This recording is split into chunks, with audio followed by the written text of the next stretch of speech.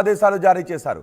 17వ తారీఖు వరకు సెలవులపై వెళ్లాలి అని సిఎస్ నీరబ్ కుమార్ ఉత్తర్వులు జారీ చేశారు. సెలవుల్లో తిరుమల దాటి వెళ్లేందుకు అనుమతి లేదు అని చెప్పారు. రాష్ట్రం విడిచి వెళ్లకూడదు అని ఆదేశాలు జారీ చేశారు. సీఎంగా ప్రమాణ స్వీకారం అనంతరం కుటుంబంతో కలిసి తిరుమలకు చంద్రబాబు 13వ తారీఖున వెళ్లబోతున్నారు. 13వ తారీఖున స్వామివారిని దర్శించుకోబోతున్నారు చంద్రబాబు. ఈ నేపథ్యంలో ధర్మారెడ్డిపై చర్యలు సిద్ధమయ్యారు. గత ప్రభుత్వానికి ధర్మారెడ్డి అనుకూలంగా పనిచేశారంటూ ఆరోపణలు ఉన్నాయి. టీడీపీ నేతలకు స్వామివారి దర్శనం సైతం నిరాకరించేవాడని ధర్మారెడ్డిపై ఫిర్యాదులున్నాయి. ఈ నేపథ్యంలో ధర్మారెడ్డిపై చంద్రబాబు చాలా సీరియస్గా ఉన్నట్టుగా తెలుస్తోంది. ధర్మారెడ్డి వైఎస్ రాజశేఖర రెడ్డి కుటుంబానికి సన్నిహితులుగా ఉండేవారు. వైఎస్ రాజశేఖర రెడ్డి ఉన్నప్పుడు టీటీడీకి డెప్యూటేషన్పై ఆయన వచ్చారు, జేయూగా పనిచేశారు. ఆ తర్వాత మళ్ళీ 2019లో వైఎస్ జగన్మోహన్ రెడ్డి ముఖ్యమంత్రిగా ప్రమాణ స్వీకారం చేసిన తర్వాత మళ్ళీ ధర్మారెడ్డిని అదే పోస్టులోకి తీసుకొచ్చారు. ధర్మారెడ్డి ఈఓగా జేఈఓగా కూడా పనిచేశారు. ఈఓను కూడా సాగనంపి పూర్తి ఈఓ బాధ్యతలు ధర్మారెడ్డికి అప్పగించడంపై ముఖ్యమంత్రిగా జగన్మోహన్ రెడ్డి అప్పుడు చాలా శ్రద్ధ తీసుకున్నారు అనే ఆరోపణలు ఉన్నాయి. ఆయన వైఎస్ కుటుంబానికి విధేయత చూపించే విధానంలో చాలామందికి దర్శనాలను కూడా నిరాకరించేవాడు అని ధర్మారెడ్డిపై ఆరోపణలు ఉన్నాయి. ఇప్పుడు ధర్మారెడ్డిని సెలవుపై వెళ్లాల్సిందిగా ఆదేశాలు రావడంతో ఆయన సెలవుపై వెళ్లారు. చంద్రబాబు ప్రమాణ స్వీకారం చేయడానికి ముందే ధర్మారెడ్డిపై ఈ విధమైన చర్యలు తీసుకోవడం పెద్ద ఎత్తున చర్చనీయాంశం అవుతుంది. మా ప్రతినిధి లోకేష్ ఉన్నారు పూర్తి సమాచారం అందించడానికి. లోకేష్, ధర్మారెడ్డిపై చర్యలు తీసుకునే విధంగానే ఆయన సెలవులపై పంపిస్తున్నారని అనుకోవాలా? ఎస్ రోహిత్, ఏదైతే తిరుమల తిరుపతి దేవస్థానం సంబంధించి ఇన్ఛార్జ్ ఈఓగా కొనసాగుతున్నటువంటి ఏవి ధర్మారెడ్డిపై నూతన సర్కారు ఒక చెక్ పెట్టేటువంటి ఆలోచనలోనే ఉందనే చెప్పొచ్చు. ఆ దిశగా ఇప్పటికే ఒక నిర్ణయాన్ని తీసుకోవడంతో పాటు వారం రోజులు సెలవు పైన వెళ్లాలని చెప్పి ఆదేశాలను జారీ చేయడం వెనకాల ఉండేటువంటి అంతరార్థం కూడా అదే అని కూడా మనకు తెలుస్తుంది.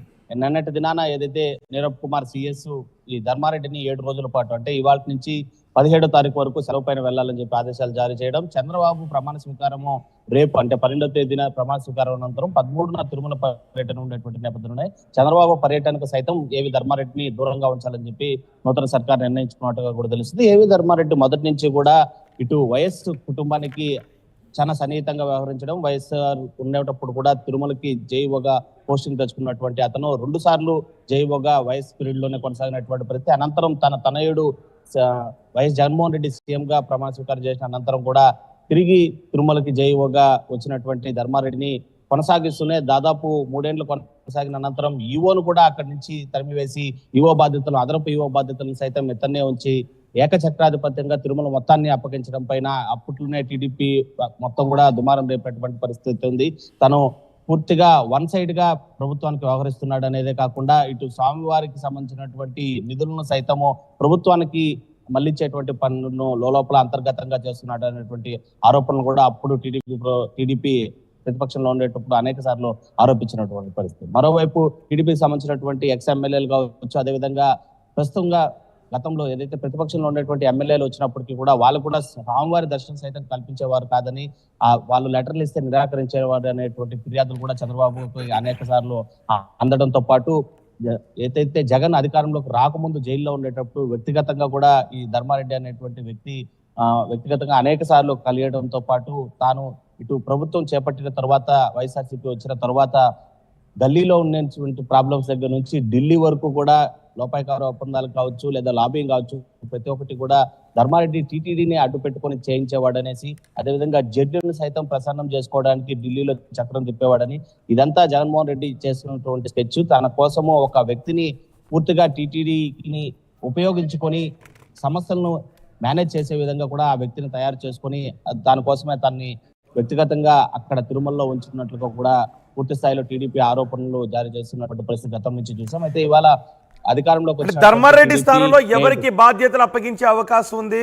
ధర్మారెడ్డిని సెలవుపై పంపించిన తర్వాత ప్రభుత్వం పూర్తి స్థాయిలో కొలువుదీరిన తర్వాత ధర్మారెడ్డిపై ఇతర చర్యలు ఏమైనా ఉండే అవకాశం ఉంటుందా?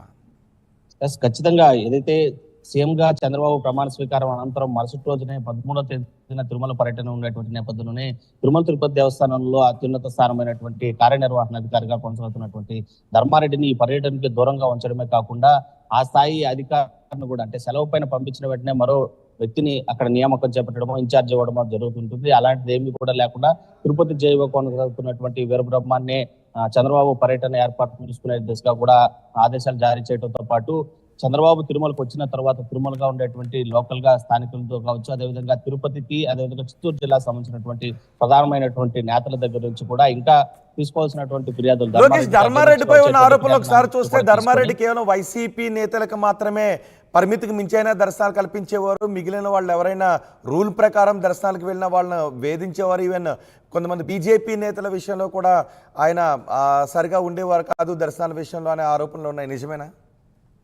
ఖచ్చితంగా. ఎందుకంటే ఇది బాహాటంగానే టీడీపీకి సంబంధించినటువంటి అధికారంలో లేకపోయినప్పటికీ ప్రతిపక్షంలో ఎమ్మెల్యేలుగా కొనసాగుతున్నట్టు వారు, ఎమ్మెల్సీగా కొనసాగుతున్నటువంటి వారందరూ కూడా దర్శనం కల్పించకపోవడంతో కూడా వాళ్ళు శ్రీవాణి ట్రస్ట్ ఏదైతే ఈ ధర్మారెడ్డి పీరియడ్ లోనే ఈ శ్రీవాణి ట్రస్ట్ టికెట్ అనేది కూడా పరిచయం చేయడం జరిగింది. 10,000 రూపాయలు డొనేషన్ ఇస్తే వారికి అదనంగా 500 రూపాయలు పేమెంట్ చేసిన వారికి బ్రేక్ దర్శనం కల్పిస్తామని చెప్పి. సో ఈ శ్రీవాణి ట్రస్ట్ ద్వారా వచ్చేటువంటి నిధులు కూడా అన్యాక్రాంతం చేశారు, ప్రభుత్వానికి మళ్లింపులు చేశారనేటువంటి ఆరోపణలతో పాటు ఏదైతే ఇటు అధికారంలో లేనప్పటికీ కూడా తాను కూడా ఎమ్మెల్యే అని చెప్పి కూడా ఏమాత్రం కూడా గౌరవం లేకుండా తను ఇచ్చినటువంటి లెటర్ల పైన వ్యక్తిగతంగా దర్శనాలు కల్పించకపోవడంతో కూడా టీడీపీ సంబంధించినటువంటి నేతలు శ్రీవాణి ట్రస్ట్ ద్వారా 10,000 రూపాయలు చెల్లించి దర్శనం చేసుకున్నటువంటి రోజులు అనేకం ఉన్నాయి. వాళ్ళు అలా దర్శించుకున్న తర్వాత ఆలయం వెలుపలకు వచ్చిన తర్వాత మీడియాతోనే బాహాటంగానే ధర్మారెడ్డి పైన విమర్శలు చేసినటువంటి పరిస్థితి. నిన్న మొన్నటి వరకు సూలూరుపేట సంబంధించినటువంటి మాజీ ఎమ్మెల్యే సైతం అలాంటి విమర్శలే చేశారు, మాజీ ఎమ్మెల్సీలు సైతం అలాంటి విమర్శలు చేసినటువంటి పరిస్థితి. కనీస గౌరవం కూడా ఇవ్వడం లేదు. కేవలం అధికార వైసీపీ పార్టీ చెప్పినట్టుగా ఆడుతూనే వారికి కావాల్సినటువంటి అంటే ఎలాంటి రూల్స్ అండ్ రెగ్యులేషన్స్ లేకుండా కేవలం టెక్స్ట్ మెసేజ్ ద్వారా వచ్చినటువంటి వారి పైన కూడా వైఎస్ఆర్సీపీ గవర్నమెంట్ సంబంధించినటువంటి వారైతే వారికి మాత్రం దర్శనాలు కేటాయింపు చేయడం, ఇటు ప్రతిపక్ష ఎమ్మెల్యే హోదాలో ఉన్నప్పటికీ, ఎమ్మెల్సీ హోదాలో ఉన్నప్పటికీ కూడా వాళ్ళ వ్యక్తిగతంగా వచ్చినా కూడా పట్టించుకోకపోవడం, ప్రోటోకాల్ దర్శనాలు ఏర్పాటు చేయకుండా పోవడం, తాము కేటాయించినటువంటి లెటర్ల పైన ఏమాత్రం స్పందించకపోవడం అనే దానిపైన టీడీపీ నేతలు అయితే మాత్రం తీవ్రమైనటువంటి ఆగ్రహంతో వ్యక్తం చేస్తున్నటువంటి పరిస్థితి. మరోవైపు పర్సనల్ గా అయితే మాత్రం వైఎస్ఆర్ ఫ్యామిలీకి సంబంధించి పూర్తిగా కూడా వీర విధేయుడిగా ఉన్నాడు. జగన్మోహన్ రెడ్డికి ఎలాంటి చిన్న సమస్య వచ్చినా కూడా ఢిల్లీ నుంచి లాబింగ్ కోసం ధర్మారెడ్డి చక్రం తిప్పేవాడు అనేటువంటి ప్రధానమైనటువంటి ఫిర్యాదు అయితే మాత్రం చంద్రబాబుకి అందడం. సో ఇది వైఎస్ఆర్సీపీ గవర్నమెంట్ కి ఒక అండా దండగా నిలిచినటువంటి ఈ ధర్మారెడ్డి వల్ల కొన్ని ఆరోపణలు ఎదుర్కొంటూ వస్తున్నటువంటి ఫిర్యాదులను చంద్రబాబుకు అందడంతో పాటు టీడీపీ నేతల ఫిర్యాదులు కూడా ఇవన్నీ కూడా ఒక ఫైల్ గా మారి చంద్రబాబు చేతికి ఇప్పటికే ధర్మారెడ్డి జాతకం అందినటువంటి పరిస్థితి ఉంది. ఈ నేపథ్యంలోనే 13 చంద్రబాబు వచ్చిన తర్వాత లోకల్ లీడర్స్ కూడా వచ్చేటువంటి ఫిర్యాదులను అన్ని కూడా పరిశీలించి సెలవు పైన ఉండేటువంటి ధర్మారెడ్డి పైన ఏ విధమైనటువంటి చర్యలు చేపట్టాలనేటువంటి నిర్ణయాన్ని తిరుమల పైనే చంద్రబాబు తీసుకున్నటువంటి పరిస్థితి మాత్రం అంటే ఎక్కడికి సెలవుపై వెళ్లాల్సిందిగా ఆదేశాలు జారీ చేసిన తర్వాత రాష్ట్రం విడిచి వెళ్ళొద్దు అనే ఆదేశాలు కూడా జారీ చేశారు. అంటే ఏం జరగబోతుంది ధర్మారెడ్డి విషయంలో?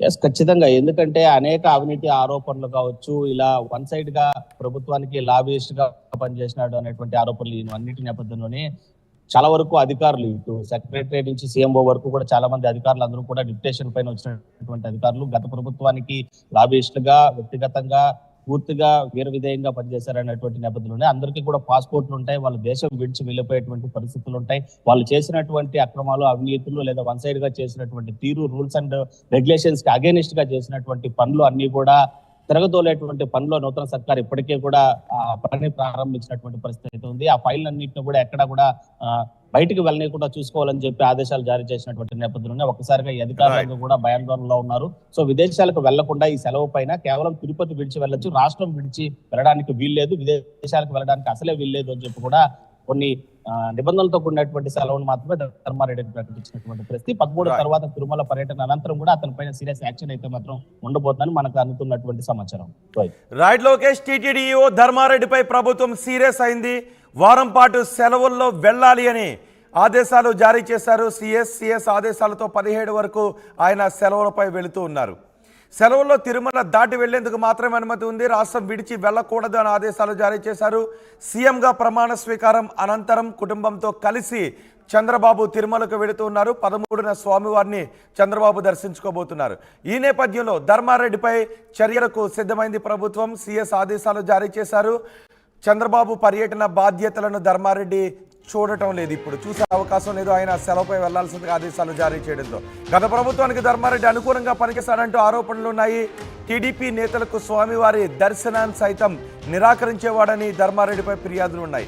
ఈ నేపథ్యంలో ధర్మారెడ్డిపై చంద్రబాబు చాలా సీరియస్గా ఉన్నట్టుగా తెలుస్తుంది. అందుకే సీఎస్ ఆదేశాలతో ధర్మారెడ్డి సెలవుపై వెళ్తున్నారు. కానీ ఆయన రాష్ట్రం విడిచి వెళ్ళటానికి అవకాశం లేదు.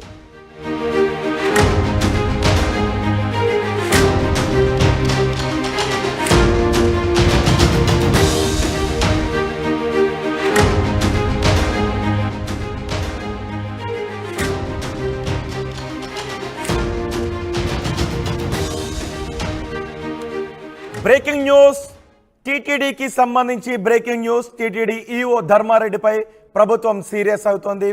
వారం పాటు సెలవులో వెళ్ళాలి అని సీఎస్ ఆదేశాలు జారీ చేశారు. 17వ తారీఖు వరకు సెలవులపై వెళ్ళాలి అని సీఎస్ నీరబ్ కుమార్ ఉత్తర్వులు జారీ చేశారు. సెలవుల్లో తిరుమల దాటి వెళ్లేందుకు అనుమతి లేదు అని చెప్పారు. రాష్ట్రం విడిచి వెళ్ళకూడదు అని ఆదేశాలు జారీ చేశారు. సీఎంగా ప్రమాణ స్వీకారం అనంతరం కుటుంబంతో కలిసి తిరుమలకు చంద్రబాబు 13వ తారీఖు